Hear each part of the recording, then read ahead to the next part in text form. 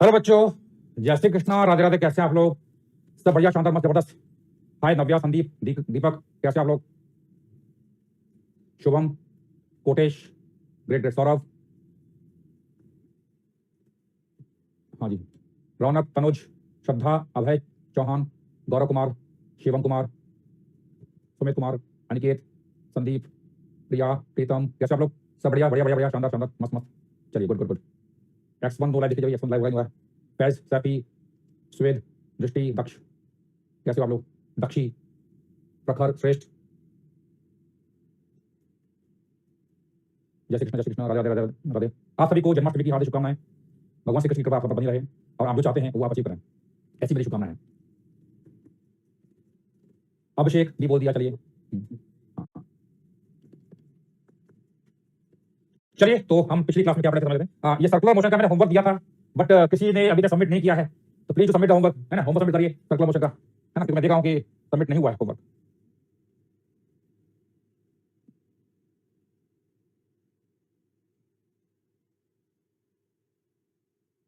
कुछ बच्चों ने होमवर्क सबमिट किया है। Question number 8 in diagram, question number 10 is not given, also category why you can drop 10। चलिए, कर दिया आपने? किया ही नहीं है? किया है, कर लिया। तो जब मैं देख रहा हूं कि कई कुछ ही बच्चों ने सबमिट किया है, and please submit the homework. बिना होमवर्क सबमिट किए तो मजा नहीं आएगा, है ना। ग्रेविटेशन का लोगों ने कर रखा है, इसका नहीं कर रखा है ना।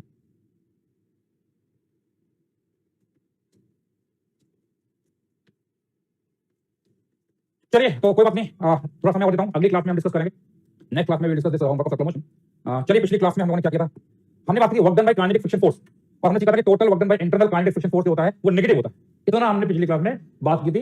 अब देखो, जो मैंने कैलकुलेशन की है वो मैंने ग्राउंड फ्रेम में की है। तो जो मैंने कैलकुलेशन किया in it is in ground frame, ground के फ्रेम में मैंने कैलकुलेशन की है। अच्छा, अब मैं अगर फ्रेम चेंज करता हूं, लेट्स से मैं जो प्लैंक है ए, प्लैंक ए के फ्रेम में जाता हूं और फिर दोबारा से कैलकुलेशन करता हूं, तो देखते हैं भाई क्या आता है। तो अगर मैं कहता हूं इन frame of reference of Planck that is a, है ना, जो प्लैंक है उसको हमने ए नाम दिया था। प्लैंक ए के फ्रेम में अगर हम जाते हैं, देखिए प्लैंक ए के फ्रेम में प्लैंक ए जो है वो क्या होगा? Plank A will be at rest, और यहां पर ये ब्लॉक था,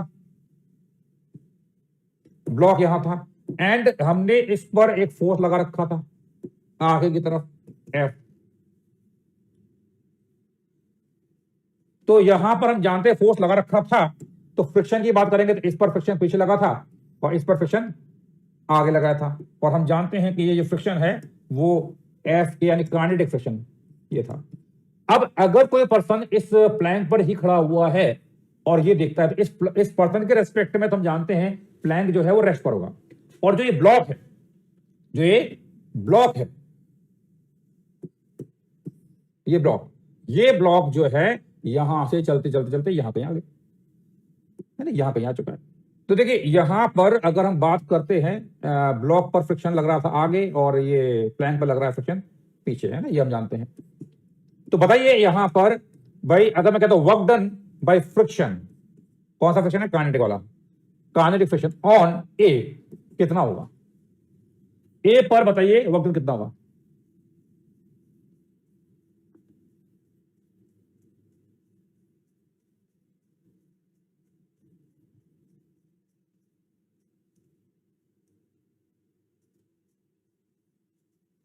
बताइए ए पर वर्क डन बाय फ्रिक्शन कितना होगा इन frame of reference of plank A? Perfect, it is 0। क्यों? क्योंकि रुका हुआ रेस्ट पर है, गुड। और अगर मैं कहता हूं work done by kinetic friction on block, that is B, ये बी है। तो देखो ब्लॉक पर फ्रिक्शन लग रहा है आगे, और ब्लॉक अगर हम बात करेंगे तो with respect to the plank ये कहां गया? पीछे गया। कितना पीछे गया? कितना पीछे गया? तो रिलेटिव की बात करेंगे तो पिछली क्लास में हमने किया था, देखिए यहां। तो अब ब्लॉक का डिस्प्लेसमेंट यहां हुआ था S2 और प्लैंक का हुआ था ये S1 था, ये S2 था। तो अब अगर प्लैंक के फ्रेम में जाएंगे और प्लैंक के फ्रेम में देखेंगे तो ब्लॉक यहां से आ गया, तो कितना डिस्प्लेस हुआ? ये S2 है, ये S1, it will B S2 minus S1, yes और नो? तो यानी कहने का मतलब ये हुआ कि यानी कि यहां पर जो ये डिस्प्लेसमेंट हुआ है it is S2 minus S1।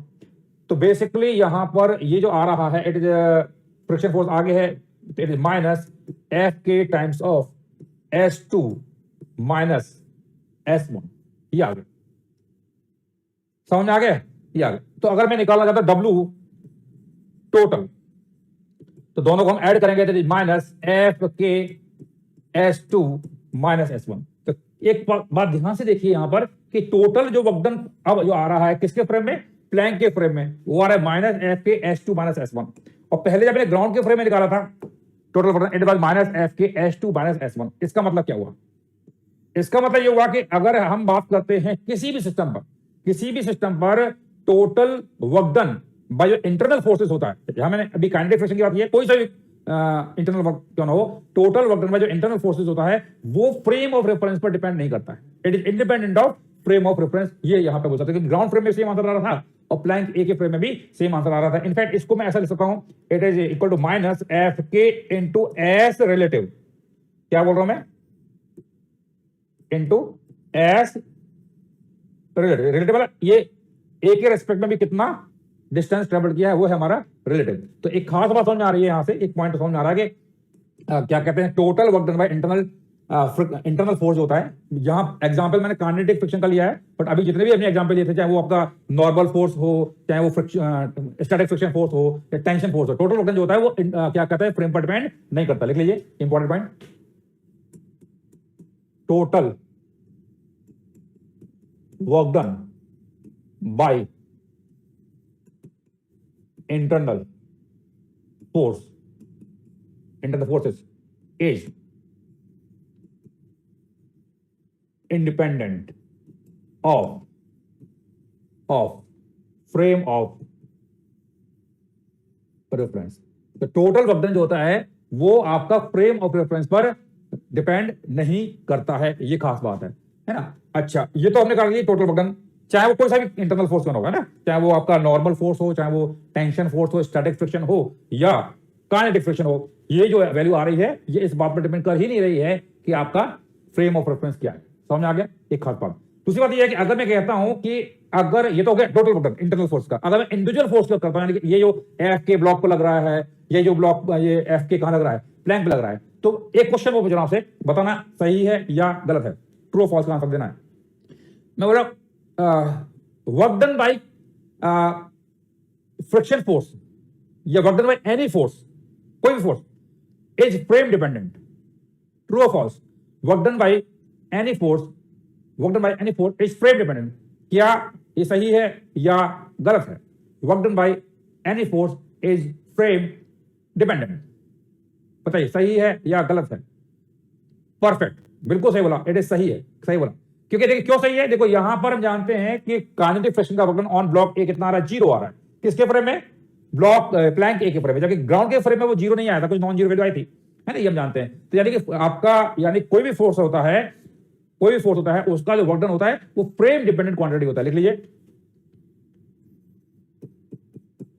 Work done by any force, ऐसा नहीं कि फ्रिक्शन, एनी फोर्स, कोई सही force, any force is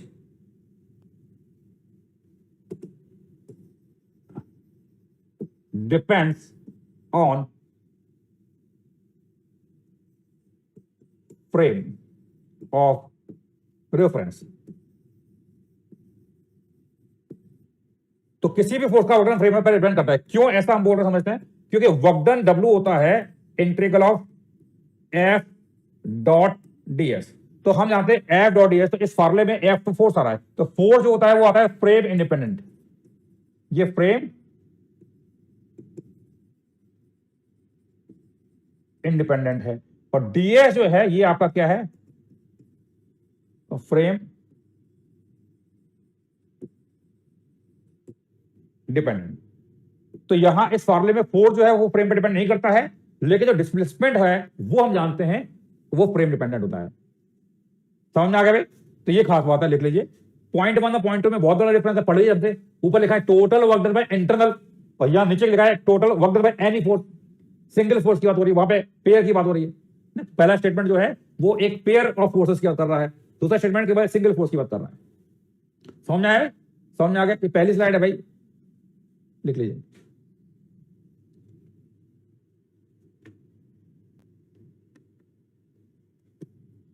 done done done, ठीक है, ये खास बात। अब मैं एक क्वेश्चन पूछता हूं आपसे kinetic friction force may do positive work, kinetic friction force may do positive work, true और false? Kinetic friction force may do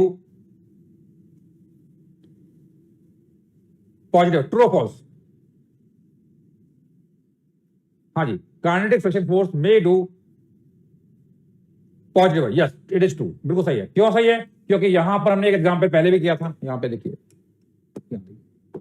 यहां पर पहला ये देखिए, work done by kinetic friction force on B कितना था, प्लस एफ के S बनाया था, समझ आ गया? तो kinetic friction force may do positive work. अच्छा, kinetic friction force may do negative work, kinetic friction force may do negative work, yes negative कर सकता है, ये लोग नेगेटिव करता है। Kinetic friction force may do zero work, kinetic friction force may do zero work, हाँ जी कर सकता है जीरो वर्क, यस कर सकता है। देखो यहां उत्तर है, यानी कि इसका मतलब ये हुआ कि दिमाग में से ये चीज निकाल लीजिए कि कोई फोर्स हमेशा नेगेटिव ही वर्क करता है या कोई फोर्स हमेशा पॉजिटिव ही वर्क करता है, ऐसा कुछ भी नहीं है। कोई सा भी फोर्स कैसा भी वर्क कर सकता है, any force can do any kind of work, है ना? कोई फोर्स पॉजिटिव वर्क भी कर सकता है, नेगेटिव भी कर सकता है और जीरो भी कर सकता है ना? तो ये ध्यान रखना है आपको, लिख लीजिए।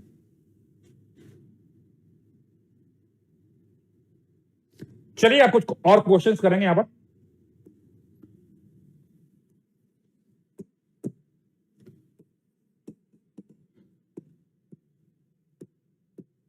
यहां पर ये एक इनक्लाइंड प्लेन दिया हुआ है, यहां एक ब्लॉक है, इसका मास m है, सरफेस रफ है, कोफिशिएंट ऑफ फ्रिक्शन म्यू है, प्लेन की हाइट दे रखी है आपको h, बेस लेंथ दे रखी है आपको l, दी हाइट h है, बेस लेंथ l है।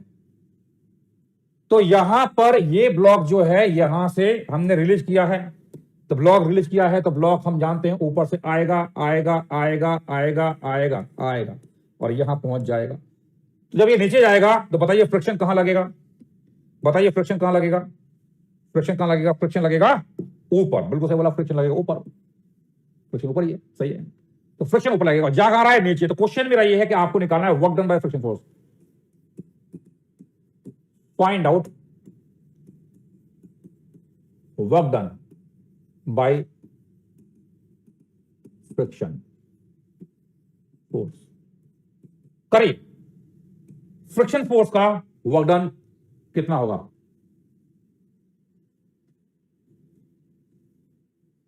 करिए, सॉल्व इट।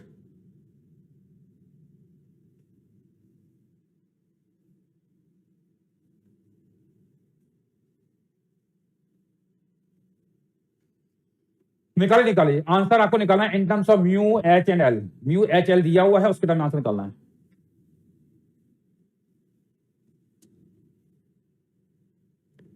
चलिए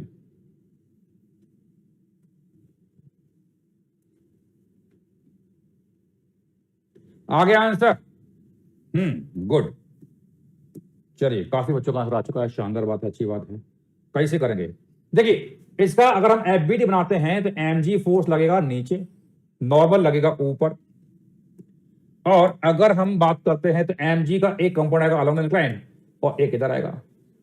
अब ये एंगल मैंने मान लिया थीटा, जो कि दिया नहीं है पर हम मान तो सकते ही हैं, तो ये थीटा होगा, तो हम जानते हैं ये भी थीटा था। इधर आता है एम जी साइन थीटा और इधर आएगा एम जी कॉस थीटा, और फ्रिक्शन पीछे की तरफ है और ये यहां से यहां गया, तो मान लो इसका डिस्प्लेसमेंट एस है, मान लिया। तो देखो ये थीटा हमें नहीं दिया था, मैंने माना है, एस भी हमें नहीं दिया था, मैंने माना है। तो फ्रिक्शन ऊपर है और जा रहे हो नीचे, तो work done by kinetic friction जो आएगा it is minus F K into S, minus F K कितना है, म्यू इंटू नॉर्मल, नॉर्मल कितना है, M G cos theta into S.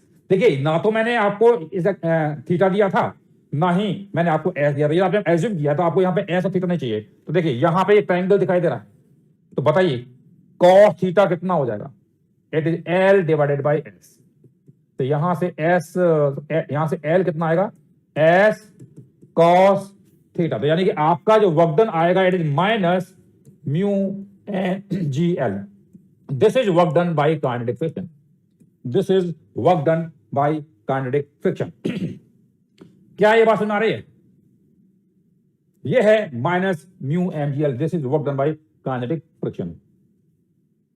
समझ में आ गया? तो माइनस म्यू mgl यहां पर आंसर आ गया, लिख लीजिए फटाफट।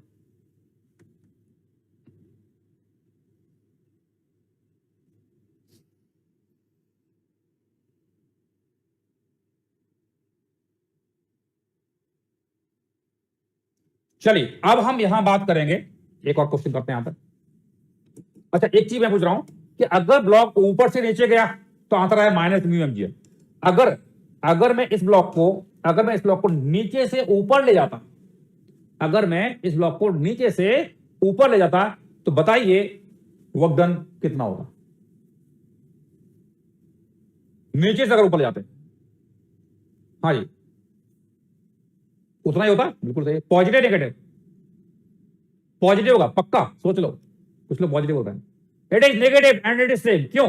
देखो जब आप ऊपर जा रहे हो तो डिस्प्लेसमेंट तो ऊपर की तरफ है, लेकिन फ्रिक्शन कहां लगेगा? नीचे लगेगा भाई। फ्रिक्शन कहां लगेगा? नीचे लगेगा। तो डायरेक्शन जो है फ्रिक्शन के नीचे है, डिस्प्लेसमेंट ऊपर है, it has to be negative. Answer आएगा माइनस म्यू mgl ओनली। ठीक है, चलिए अब आगे बढ़ते हैं। देखिए अगर मेरे पास ये कोई ऐसा इंक्लाइंड प्लेन दिया हुआ है, it is rough inclined plane, rough inclined plane है, बेस लेंथ यहां पर ये L है, हाइट इसकी H है। एक ब्लॉक को मैं नीचे से ऊपर ले जा रहा हूं और बहुत स्लोली, है ना। ब्लॉक का मास m है, सरफेस रफ है, तो कोफिशिएंट ऑफ फ्रिक्शन म्यू है। तो क्वेश्चन है block is taken very slowly from bottom to the top. Find out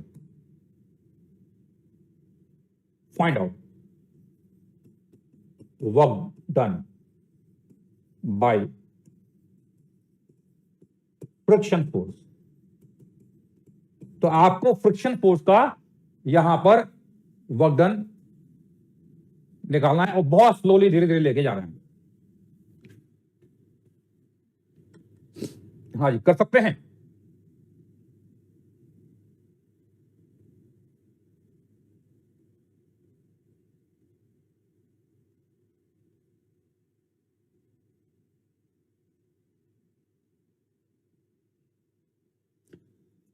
हाँ जी क्या करेंगे?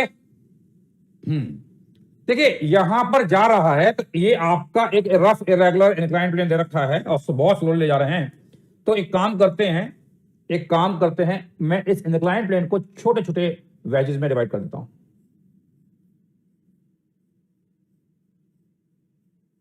छोटे छोटे वेजेस में मैंने इसको डिवाइड कर दिया लाइक दिस।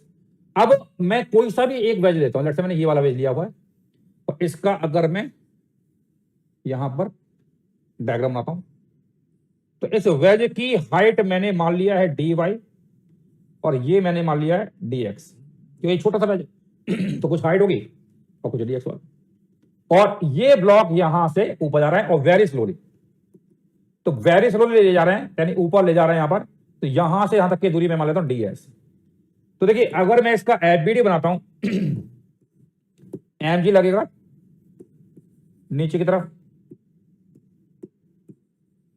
नॉर्मल लगेगा, जा रहे हो ऊपर तो फ्रिक्शन कहां लगेगा? नीचे लगेगा। तो यहां पर देखिए, यहां पर इसके पास अगर कुछ वेलोसिटी होती, तो देखिए यहां पर अगर मैं कहता हूं इधर नीचे की तरफ ये अगर एंगल थीटा है तो ये आएगा mg cos थीटा, क्योंकि ये एंगल मैंने थीटा मान लिया है तो ये एंगल भी थीटा होगा, जैसा मैं पहले किया था वही तरीका है। तो यहां पे अगर ये कुछ वेलोसिटी होती तो आपका n ऊपर है, तो हम लिखते हैं mg cos theta minus n, है ना। mg cos theta minus n बराबर होता है mv²/r। तो यहां से n की बात आती तो mg cos theta minus mv²/r होता है ना। अगेन डिपेंड करता है रेडियस ऑफ कर्वेचर कितना आ रहा है, प्लस माइनस कुछ भी हो सकता है। तो जो भी है प्लस भी आ सकता है, यहां पर माइनस भी आ सकता है, डिपेंड करता है कि रेडियस ऑफ कर्वेचर कैसा है। ठीक है, दिया गया n बराबर mg cos theta plus minus v mv square, for example मैंने ये ले लिया, बट हम जानते हैं वेरी स्लोली बोल रहा है, तो वेरी स्लोली तो यानी ये टर्म क्या आएगा, जीरो हो जाएगा, वेलोसिटी जीरो है। तो इस केस में आई कैन से दैट के नॉर्मल की वैल्यू जो है कितनी आ रही है, it is mg cos theta, m की वैल्यू mg cos थीटा के बराबर ही आ रही है। तो अब लाइफ हमारी आसान हो चुकी है, तो हमें निकालना है वर्क डन। तो वर्क डन जो होगा dw f के यहां से यहां तक का, it is minus mu mg cos theta, normal की वैल्यू इतनी है, इनटू ds, और हम जानते हैं ds cos थीटा क्या हो जाएगा, इट इज l dx, तो माइनस म्यू mg dx, ये आ गया। और इसको हम क्या करेंगे, इसको हम इंटीग्रेट कर लेंगे, तो work done by kinetic friction force निकालेंगे, माइनस म्यू mg, कॉमन आएगा, लिमिट जाएगी जीरो से l, क्योंकि यहां पर जानते हैं x डायरेक्शन में यहां से स्टार्ट हुआ, ये x बराबर जीरो हो जाएगा, ये x बराबर l हो जाएगा, तो लिमिट जाएगी जीरो से l, तो आंसर आया माइनस म्यू mgl, लिख लीजिए।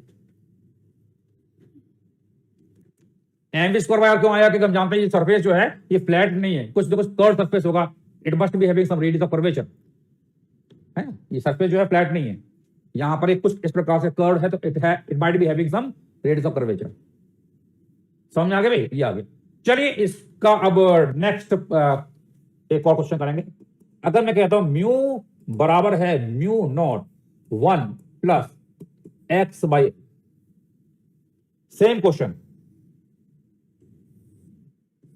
म्यू बराबर है mu naught x by L, repeat, मतलब you need to find work done by friction force, करिए। म्यू बराबर दिया mu naught 1 plus x by L, करिए भाई। यहां पे एक्स था, हर्षी त्रिमूर, हर्षी क्या नाम है ये, ट्रम्प है, ये ट्रम्प यहां कैसे आ गया, अरे भागो यहां से, हमारे ऊपर टैरिफ लगाता, भगा इसको, ट्रम्प को। समझ में आ गया भाई, लिख लीजिए। हाँ, फ्रिक्शन जो है नॉन कंजर्वेटिव नेचर का फोर्स होता है, उसका वर्क डन पाथ पर डिपेंड करता है, बिल्कुल सही बोला।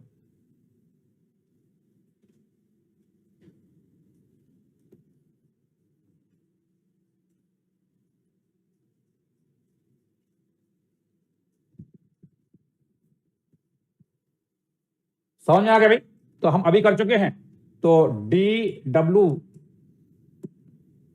एफ के कितना आएगा, it was minus mu M G D X, ये था ना, और यहां लिमिट जाएगी जीरो से एल, तो work done by kinetic friction निकालना है, माइनस इंटीग्रल म्यू कितना है, mu naught 1 plus x by L M G D X, limit है जीरो से एल,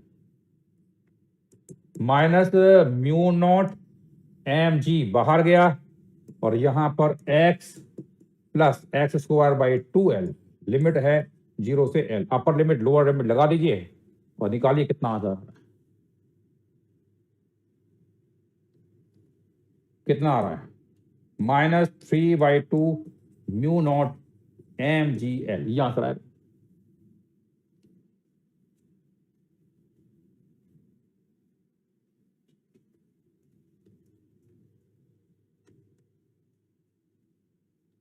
समझ में आया भाई? हाँ जी, आदित्य सिंह जी, पिछले वाले क्वेश्चन में जीरो कहां से है भाई, कहीं जीरो नहीं है, सेम लगा रखा है, इंटीग्रेट करना है, सॉल्व करना है, कहां जीरो था, कोई जीरो नहीं था। समझ में आया भाई, डन डन डन। चलिए, तो ये हमने यहां पर फ्रिक्शन फोर्स के बारे में बात कर लिया, और फ्रिक्शन फोर्स जो है उसका वर्क डन जो होता है पाथ पर डिपेंड करता है ना, इट डिपेंड्स ऑन पाथ, है ना। अब हम बात करेंगे यहां पर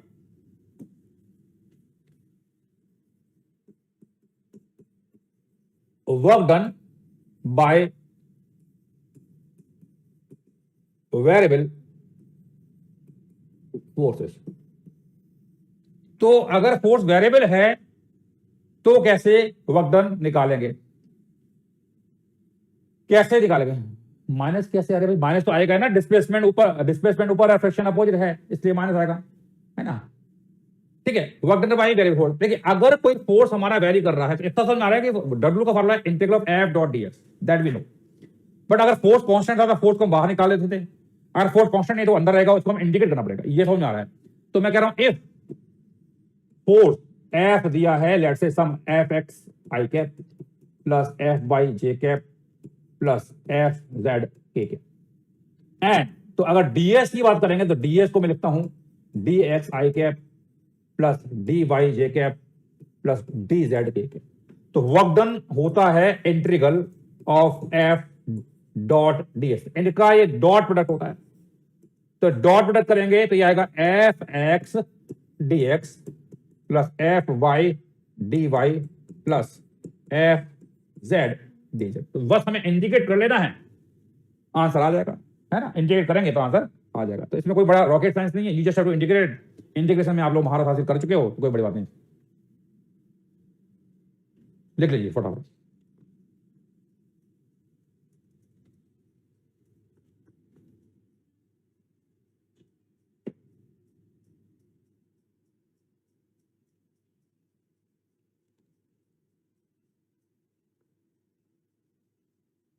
समझ में आ गया भाई? सिंपल है। चलो एक क्वेश्चन लेते हैं। फोर्स F दिया हुआ है एक्स स्क्वायर आई कैप माइनस 2y जे कैप प्लस 3z के कैप। पार्टिकल को मैं पॉइंट ए, ये है 1,1,1, पॉइंट ए है 1,1,1 और से हम जा रहे हैं बी, और ये है 2,2,2। तो 1,1,1 से 2,2,2 पे जा रहे हैं। तो क्वेश्चन है find out work done. Find out work done. तो इस फोर्स का हमें वर्क डन निकालना है जब पार्टिकल पॉइंट ए से पॉइंट बी पर जा रहे हैं।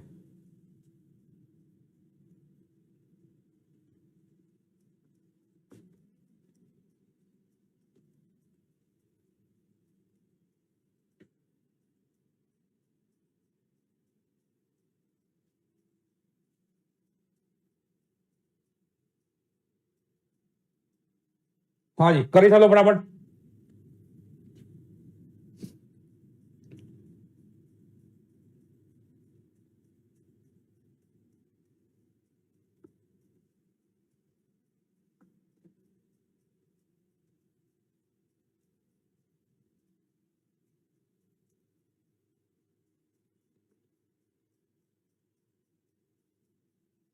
हाँ जी, तो यहां पर वर्क डन हो जाएगा integral of F dot D S, या सीधा हम डायरेक्ट लिखते हैं यहां पर, it will be integral of x square D x plus integral of minus 2y D Y plus 3z D Z. और लिमिट लगाएंगे, लिमिट लगाएंगे तो यहां x में 1 और ये 1 से 2 जाएगा, y भी 1 से 2 जाएगा, z भी 1 से 2 ही जाएगा। तो ये आएगा एक्स क्यूब बाई 3, लिमिट है 1 से 2, प्लस यहां आएगा minus 2y square by 2, limit जाएगी 1 से 2 प्लस 3। यहां आएगा z स्क्वायर बाई 2, लिमिट जाएगी 1 से 2।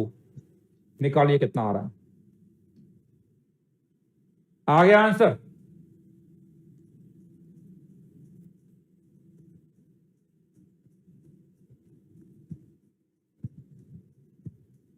कितना आ रहा बताइए। तो यहां पर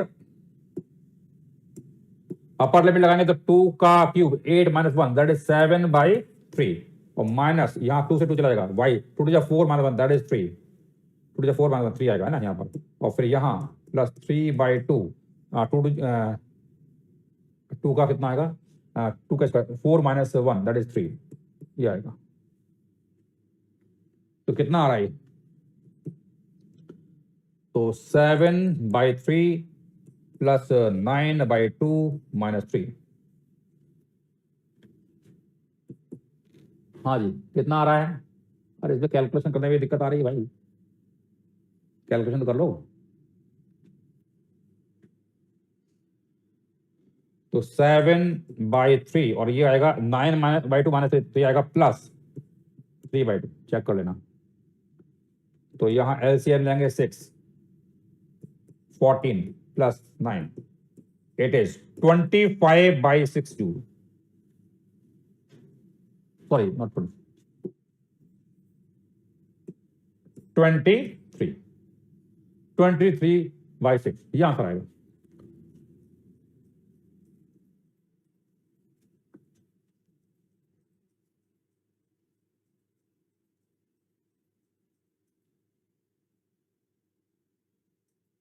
समझ में आ गया भाई? हाँ जी, ठीक है, कोई दिक्कत तो नहीं किसी को? चलिए प्रीवियस स्लाइड देख लो भाई एक बार।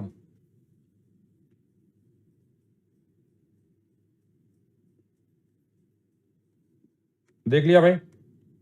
चलिए अब यहां पे कुछ इंपॉर्टेंट रिजल्ट्स सीखेंगे जिनका हमें यूज होगा। डी ऑफ एक्स वाई, तो ये आपका एक्स और वाई यानी दो फंक्शन का प्रोडक्ट है, ठीक है। तो इसका आता है x d Y plus y D x, product rule. अच्छा, d of x Y z निकालिए सब लोग निकालते जाइए, और d of x square Y square Z square भी निकाल लीजिए।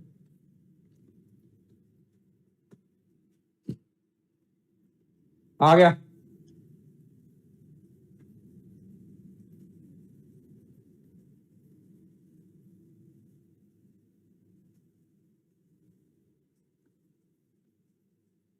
थैंक यू प्रशांत सिंह, आपने भी मेहनत की है तब जाके आपको आया है, आपकी मेहनत भी है। कितना आएगा भाई? ये आएगा आपका डिफरेंशिएट करेंगे तो Y Z D x, X Z D Y, X Y D Z. Check कर लो भाई, गुड, सही है ना? ऐसे ही इसको करो तो ये आएगा 2x Y square Z square D X, 2y X square Z square D Y, 2z X square Y square D Z. क्या ये बात समझ में आ रही सबको? इजी है, कोई दिक्कत तो नहीं है? चलिए गुड, चलिए कुछ और क्वेश्चंस करेंगे। फोर्स एफ दिया है वाई आई प्लस एक्स जे, पॉइंट है 1,2,2 से हम जा रहे हैं बी, और ये पॉइंट है 3,1,2। निकालिए वर्क डन।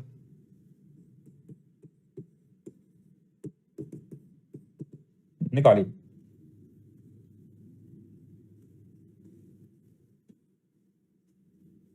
अरे भाई डिफरेंशिएशन पार्शियल नहीं है, ये तो प्रोडक्ट रूल लगा दिया इसमें, तो पार्शियल थोड़ी कर रहे हैं।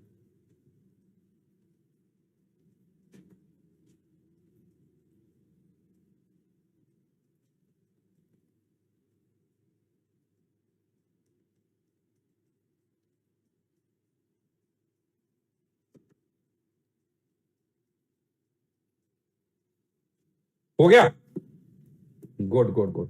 तो वर्क डन क्या होगा? It will be y D x plus x d y, y D x x d y, और y D x x d y कितना होता है? D of x y.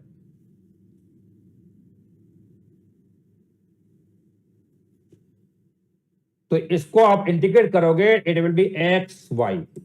अब लिमिट है हमारी 1 2 2 3 1 2, तो अपर लिमिट लगाइए, लोअर लिमिट, तो अपर में x3 है, y1 है, तो इट इज 3 × 1 माइनस 1 × 2। आंसर कितना आया? 1। समझ में आ गया भाई? तो ये आंसर आएगा। Done done done.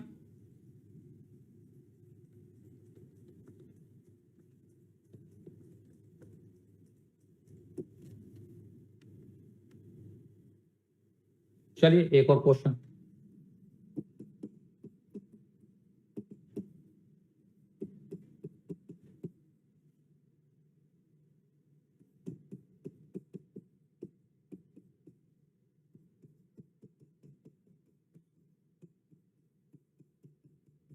निकालिए,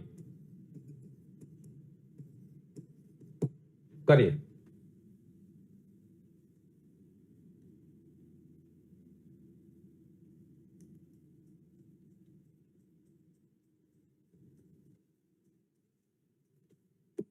हाँ जी भैया, कौन सी वैल्यू पुट कर दी मैंने रंग? तो क्या मतलब, क्या वैल्यू पुट रॉन्ग कर सकता हूँ? एक्स वाई, एक्स की वैल्यू 3 है, वाई की वैल्यू 1 है, 3 इंटू 1 माइनस एक्स की वैल्यू 1 है, वाई की वैल्यू 2 है, 3 इंटू 1 क्या होता है? ओके, पूरा कर देता हूँ ढंग से। तो 3 इंटू 1 होता है 3, 1 इंटू 2 होता है 2, तो 3 में से 2 घटा दिया तो कितना आता है? 1 आता है। इसमें कौन सा रॉकेट साइंस थी भैया? कितना कॉन्फिडेंस से बोलते हैं कि आपने गलत कर दिया। हमें बताते हैं बच्चे आजकल के कि आपने गलत कर दिया। ठीक है, चलो इस क्वेश्चन को आ गया। तो वर्क डन कितना आएगा? Y Z D x, X Z D Y, X Y D Z. तो ध्यान से देखिए ये कितना है? D of x Y Z है। तो ये हो जाएगा एक्स वाई जेड, लिमिट जा रही है 1,1,1 से 2,2,2।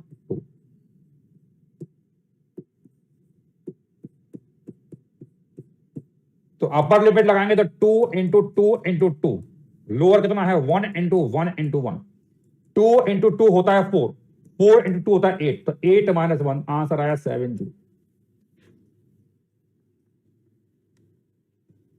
समझ में आया कि नहीं आया? कोई कष्ट परेशानी? चलो बढ़िया बात है।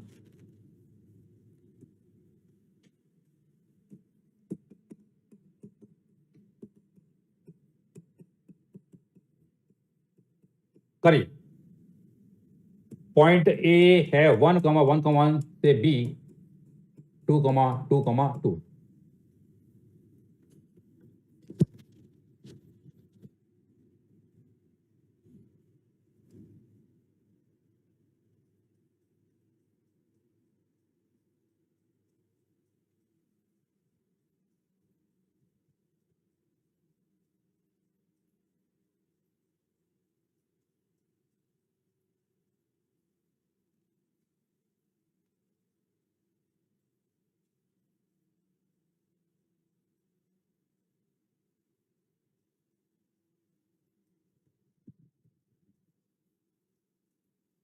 आ गया।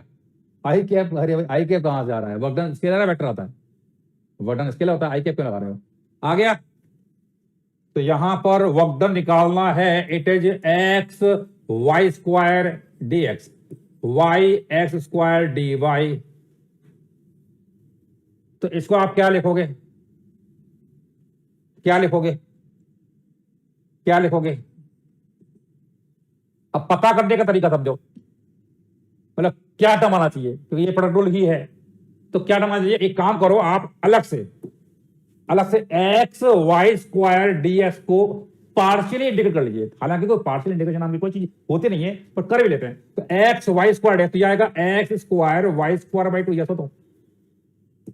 और अगर मैं Y X square D Y को पार्शियली इंटीग्रेट करता हूं तो ये आएगा Y square X square by 2। तो दोनों वैल्यू क्या आ रही है? सेम आ रही है। तो बेसिकली इस टर्म को मैं लिखूंगा D of x square Y square by 2। आप इसको वेरीफाई कर सकते हो, इसको आप डिफरेंशिएट करोगे तो ऊपर वाला टर्म आ जाना चाहिए। समझ नहीं है? ये खास बात है। तो कहने का मतलब ये हुआ कि यहां पर अगर कोई कहीं आपको यहां इंटीग्रेट करने में दिक्कत आ रही है और ऐसे मल्टीपल टर्म्स आ रहे हैं, मिक्स वाले टर्म्स आ रहे हैं, तो आपको करना क्या है? आप एक टर्म को पार्शियली इंटीग्रेट करिए, इसको भी कीजिए। अगर ये टर्म सेम आ रहे हैं तो वही आपका आंसर होगा, खत्म, वही आपका आंसर हो जाएगा। तो यहां पर आपने ये लिख दिया, इंटीग्रेट करेंगे तो it is simply X square Y square by 2, limit है 1,1,1,1, 2,2,2। तो अपर लिमिट लगाएंगे तो 2 टू जा 4 into 4 minus 1 into 1 divided by 2। तो ये आपका कितना आ रहा है? It is 15/2 joule. समझ में आ गया भाई? लिख लीजिए।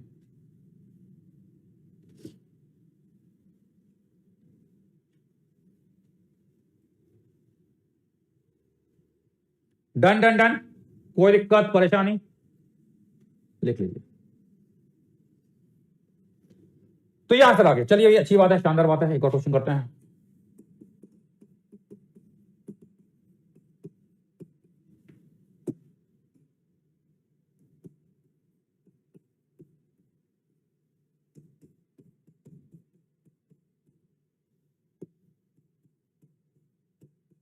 हम्म, 1,1 से 2,2 जा रहे हैं। अब करिए।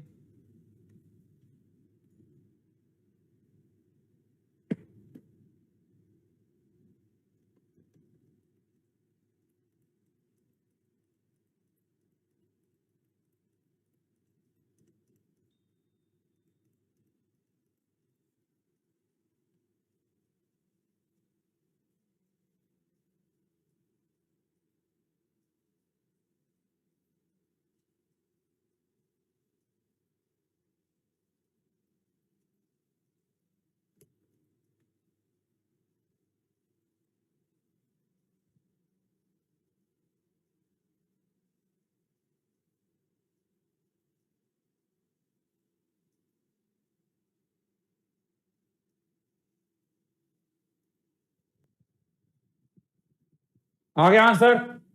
ओके ओके ओके, क्या बात है, सेम एज प्रीवियस, क्या बात है, खतरनाक, बढ़िया, शानदार, मस्त।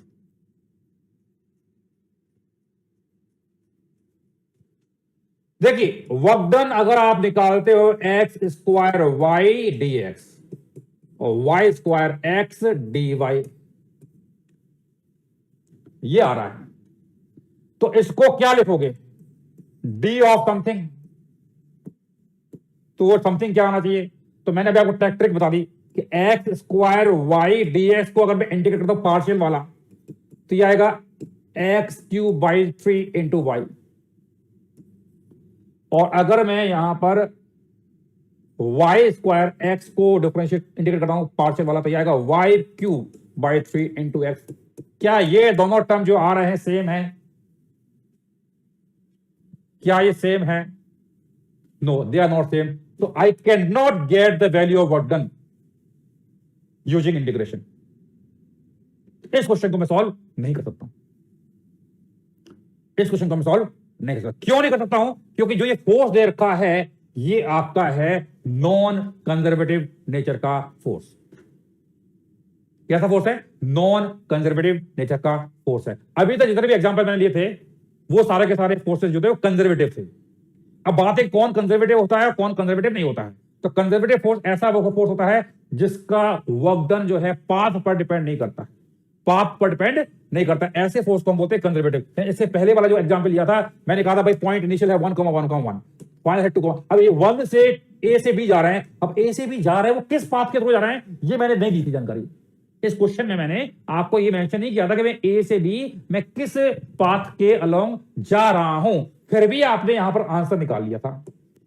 क्यों निकाला था? क्योंकि इसमें जो आपका ये फोर्स दिया था ये कंजर्वेटिव नेचर का है, और कंजर्वेटिव है तो हम जानते हैं कंजर्वेटिव नेचर का जो फोर्स होता है उसका वर्क डन जो है पाथ पर डिपेंड नहीं करता है, इसलिए ये। और अगर पाथ पर डिपेंड नहीं करता है तो ऐसे फोर्स के द्वारा वर्क डन हम निकाल सकते हैं यूजिंग इंटीग्रेशन। इंटीग्रेट करके हम यहां पर वर्क डन निकाल सकते हैं ऐसे फोर्स का। तो जितने भी एग्जांपल थे, ये एग्जांपल था या ये एग्जांपल था, ये सारे एग्जांपल जितने भी लिए थे इन सब में मैंने आपको इनिशियल पॉइंट दिया था और फाइनल पॉइंट दिया था। देखो यहाँ पे इनिशियल पॉइंट दिया था, अब पाथ क्या था मैंने नहीं दिया था, तो आपका बढ़िया बढ़िया आंसर आ गया था। यहाँ पे कितना था? 7 जूल आ गया था, जो भी आया था ये सब आंसर आ गए थे। ठीक है, तो यानी कि मैंने यहाँ पर आपको पाथ के बारे में कोई जानकारी नहीं दी थी और आपने फटाफट आंसर निकालिया बाय यूजिंग इंटीग्रेशन। तो आपने इंटीग्रेशन करते हो तो आपको इनिशियल पॉइंट मालूम होता है और फाइनल पॉइंट मालूम होता है। बीच में वो पार्टिकल कहां गया, क्यों गया, कैसे गया, इससे ना मुझे लेना देना है और न क्वेश्चन को लेना देना है, तो हम आराम से निकाल लेते थे। बट जो लास्ट अभी जो एग्जांपल दिया है ये हमारा फोर्स कैसा है? Non conservative. और ये नॉन कंजर्वेटिव है तो मैंने इनिशियल पॉइंट दिया है और फाइनल पॉइंट दिया है। अब इसमें मैंने ये नहीं होता कि ए से बी किस पाथ से जा रहे हैं, किस पाथ के लोग जा रहे हैं। तो यहां पर क्या कहते हैं, वर्क डन जो है पाथ पर डिपेंड यहां पर करेगा, आपको पाथ देना पड़ेगा तभी आप वर्क डन निकाल पाओगे। तो अब पहली बात तो ये कि भाई यहां पर कौन सा फोर्स कंजर्वेटिव होगा, कौन सा फोर्स कंजर्वेटिव नहीं होगा। कौन सा फोर्स कंजर्वेटिव होगा, कौन सा फोर्स कंजर्वेटिव नहीं होगा। तो एक तरीका तो मैंने आपको बता ही दिया। क्या, अगर आप इंटीग्रेट करते हो तो 2 टर्म्स आ रहे हैं या 3 टर्म्स जो भी आ रहे हैं, तो अगर इसका इस तरह से पार्शियल इंटीग्रेशन अगर एक सेम, यानी ये टर्म अगर एक सेम आता है, तो ये हमारा क्या होगा, कंजर्वेटिव होगा। जैसे कि यहाँ इस एग्जाम्पल में देखो कितना था, X square Y square by 2 आया, तो यहाँ पे भी X square Y square by 2 आया था। अगर सेम आ रहा है तो हम क्या कहेंगे, अरे भाई साहब गौरव द्विवेदी जी, इतना स्पैमिंग क्यों कर, सर सेकंड लास्ट चेक करिए एक बार प्लीज। हाँ भाई, क्या चेक करना है बता दीजिए। आप इतना इंसिस्ट करते हो, क्या क्या चेक करवाना चाहते हो इसमें, बता दीजिए।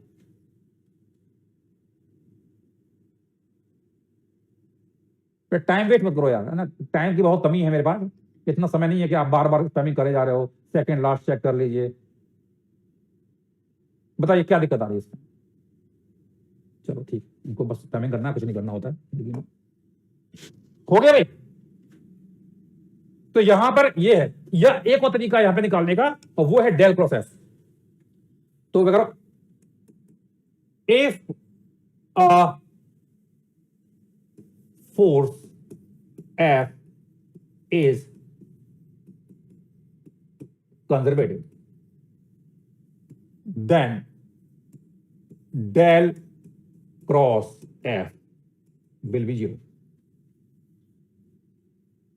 Del cross F will be 0. तो यहां पर F डेल क्रॉस एफ क्या है, 0। तो what is del cross F, तो डेल हमारा जो होता है एक ऑपरेटर होता है, डेल एक ऑपरेटर है, इसको ये होता है del Y del by del X I cap plus del by del Y J cap plus del by del Z K cap. ये है, इसको बोलते हैं पार्शियल, जो डेल बाई डेल एक्स है partial differentiation with respect to X, और del by क्या है, partial differentiation with respect to Y. यानी कि यहां पे जब एक्स के रिस्पेक्ट में डिफरेंशिएट करेंगे तो वाई को कांस्टेंट मान लेंगे। तो ये डेल है, तो यहां पर आपका डेल क्रॉस एफ, तो डेल क्रॉस एफ कितना होगा, it will be determinant I J K, del by del X, del by del Y, del by del Z, और यहां F X F Y F Z है। तो हमारा force तो हम जानते हैं F X I plus F Y J plus F Z K होता है। समझ में आ गया भाई। तो अगर इसकी वैल्यू अगर 0 आती है तो आपका ये फोर्स जो एफ है वो क्या होगा, इट विल बी कंजर्वेटिव, और 0 नहीं आती है, इट इज नॉन जीरो, तो ये कैसा होगा, ये नॉन कंजर्वेटिव होगा। इतना नोट कर लो, फिर अभी इसको वेरीफाई करते हैं।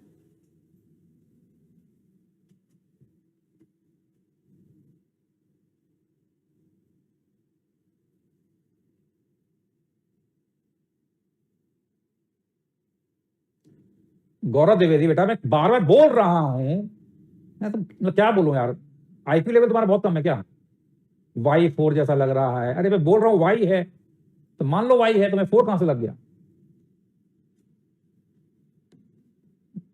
कॉमन सेंस की बहुत बड़ी जरूरत होती है ना, बिना कॉमन सेंस के तो तैयारी करोगे आईआईटी की तो कैसे तैयारी कर पाओगे। चलो हो गया भाई।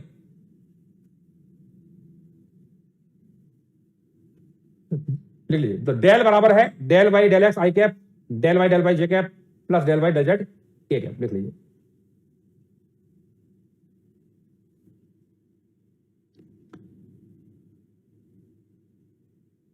ठीक है भाई। तो अब यहां पर जो मैंने एग्जांपल लिया था, एफ बराबर लिया था मैंने एक्स स्क्वायर वाई आई कैप वाई स्क्वायर एक्स जे कैप। चेक करो इसका डेल क्रॉस एफ कितना आ रहा है, 0 आ रहा है या नॉन जीरो आ रहा है।